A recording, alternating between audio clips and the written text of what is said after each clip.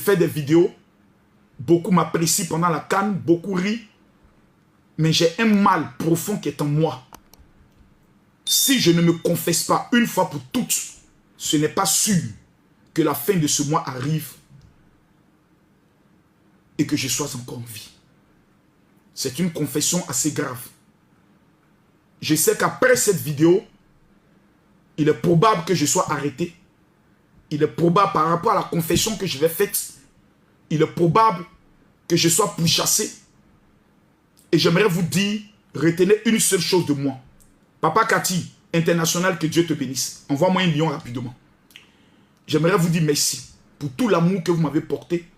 Et si je ne suis plus présent, j'aimerais vous demander humblement, prenez soin de mes enfants. C'est ce que j'ai de plus précieux au monde. Prenez soin de mes enfants. Je vous en prie. Donnez-les de l'amour. Donnez-les de l'attention.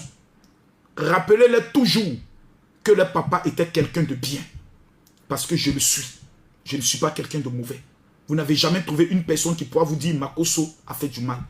Mais ce soir, j'ai une confession assez importante à faire. Et je sais que cette confession que je vais prendre le soin de faire va me créer beaucoup de problèmes. Vous savez, je vais vous montrer aujourd'hui, merci beaucoup Papa Cathy, je vais vous montrer aujourd'hui comment je fais pour multiplier mon succès. Parce que beaucoup me le demandent. Qu'est-ce que j'ai fait? J'ai appris que beaucoup de personnes sont allées laver leurs mains avec beurre au Ghana. Je n'ai pas lavé mes mains avec du beurre. Je vois que beaucoup sont allés faire le zamou. J'ai fait plus que le zamou. Zamou est petit. Ce que moi j'ai fait plus grave. Je vois que plusieurs ont vendu un membre de leur famille.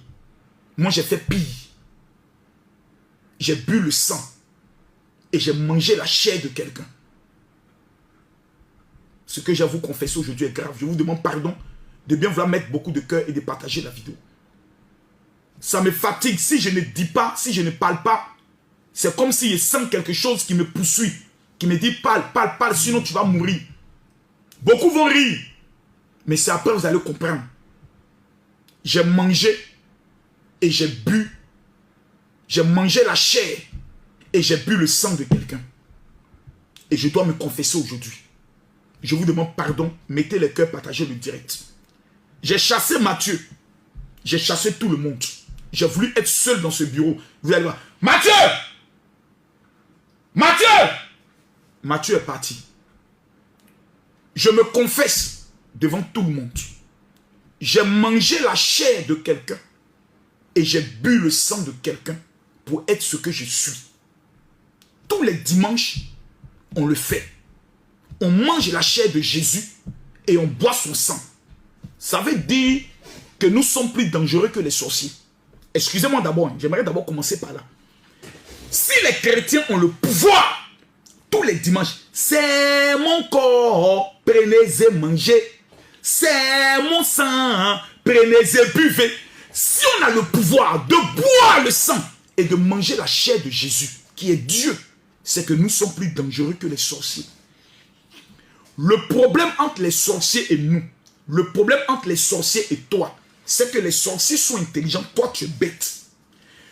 Je vais vous montrer aujourd'hui le secret qui m'a permis de devenir plus dangereux qu'un sorcier. 99% des personnes qui meurent pauvres, célibataires, chômeurs, misérables, sont des personnes qui, dans leur esprit, c'est-à-dire dans leur mentalité, là, ils ont déjà accepté qu'ils sont pauvres. Je vais vous donner mon numéro de téléphone WhatsApp.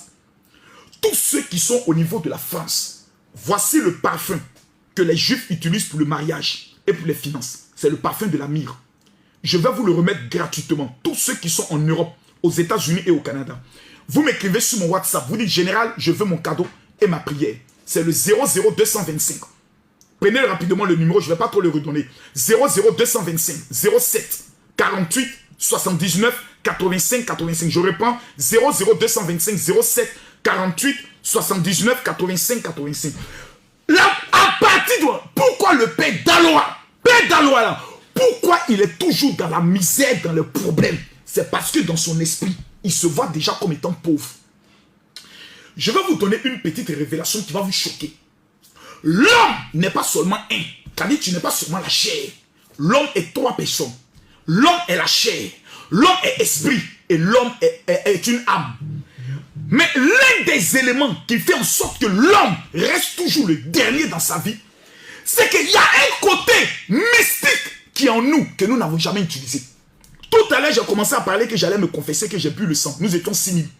Maintenant que je vais commencer à donner le secret qui vous permettra de devenir des millionnaires, des personnes qui veulent réussir en 2024, le secret que je vais vous donner vous permettra d'être les héros de votre famille, des étoiles de votre famille.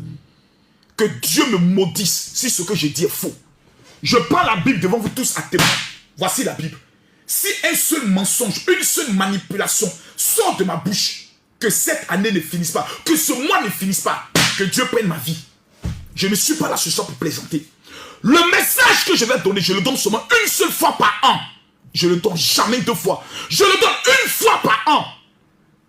S'il vous plaît, prenons-nous au sérieux. Le problème de ta vie, quand tu regardes ta vie, qu'est-ce qui est agréable? Rien. Tu rencontres des hommes, tu ne peux pas rester avec ces hommes. Tu entreprends une affaire, l'affaire échoue toujours. Je vais t'expliquer aujourd'hui qu'est-ce qui ne va pas. Et comment tu peux devenir un esprit plus terrible que le sorcier.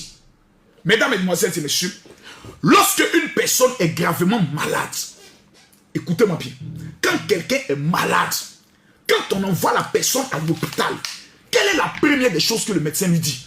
Quand quelqu'un est gravement malade, qu'il est à 2 doigts de la mort, quelles sont les premières paroles que le médecin lui dit? Le médecin. Je ne dis pas le pasteur, je vous parle du médecin. Que lui dit le médecin, s'il vous plaît? Écrivez-moi dans les commentaires. Lorsque quelqu'un est entre la vie et la mort, que la personne arrive à l'hôpital, quelles sont les premières paroles du médecin quand il sait que la personne est déjà condamnée? Quelle est la première parole? Le médecin te dit toujours, ne pense pas à la mort. Seigneur Jésus, je t'en supplie, ouvre l'esprit des gens ce soir. Seigneur, je prie que ce soir tu fasses sortir 1000 milliardaires. Ce soir 1000 personnes qui deviendront des milliardaires. Seigneur, 1000 personnes qui deviendront des milliardaires. S'il vous plaît, écoutez-moi, je vous en supplie. Je vous demande seulement 15 minutes de votre vie. 15 petites minutes de votre vie. Non, 15 et trop, 10 minutes. Si en 10 minutes je n'arrive pas à vous convaincre, dégagez du direct. Père d'Alois, à Pouture Nationale, venez vous asseoir, je vais vous montrer le secret. On n'a pas besoin de faire zamou. On n'a pas besoin de sacrifier quelqu'un. Je suis 2 fois plus dangereux que tous les sorciers qui existent dans ce pays.